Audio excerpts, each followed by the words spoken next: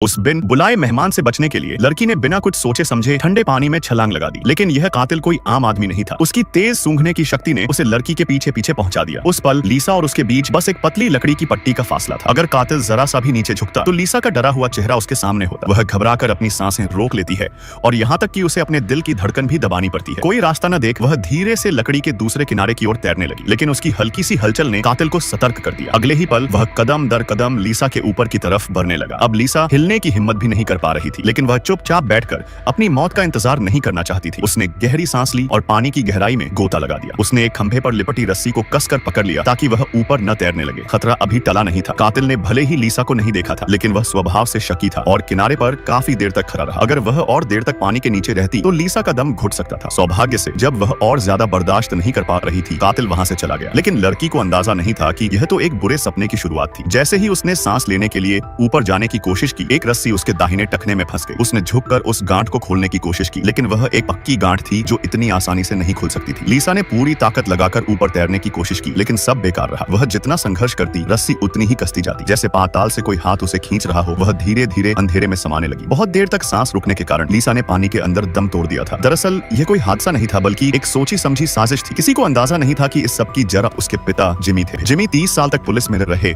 और उन्होंने अनगिनत अपराधियों को जेल भेजा था, जिसकी वजह से उनके कई दुश्मन बन गए थे। बदला लेने के लिए उन दुश्मनों ने एक पेशेवर कातिल को उनके घर भेजा। उन्हें उम्मीद थी कि वे जिमी को मार देंगे, लेकिन उस समय जिमी काम के सिलसिले में बाहर थे और उनकी बेटी अकेली घर पर थी, जो उनकी जगह शिकार बन गई। जब जिमी घर लौटे तो वहाँ सन्नाटा छाया हुआ था। उन्होंने घर का कोना कोना छान मारा, लेकिन उनकी बेटी का कहीं पता नहीं चला। जैसे ही उनकी नजर उस मटमैले पानी पर पड़ी, एक अनुभवी पुलिस वाले के रूप में उनके दिल में कुछ बुरा होने का एहसास हुआ। उन्होंने तुरंत अपने साथियों को मदद के लिए बुलाया। थोड़ी देर बाद लीसा का बेजान शरीर पानी से बाहर निकाला गया। सब उन्हें सांत्वना दे रहे थे कि यह एक हादसा था, लेकिन अपनी बेटी की तैराकी की काबिलियत को जानते हुए जिमी को यकीन था कि यह कोई सामान्य मौत नहीं है। आसपास के सीसीटीवी फुटेज देखने पर किनारे पर घूमता हुआ वह संदिग्ध साया आखिरकार सामने आ गया और इस तरह एक सोची समझी और कठोर बदले की योजना शुरू हो गई।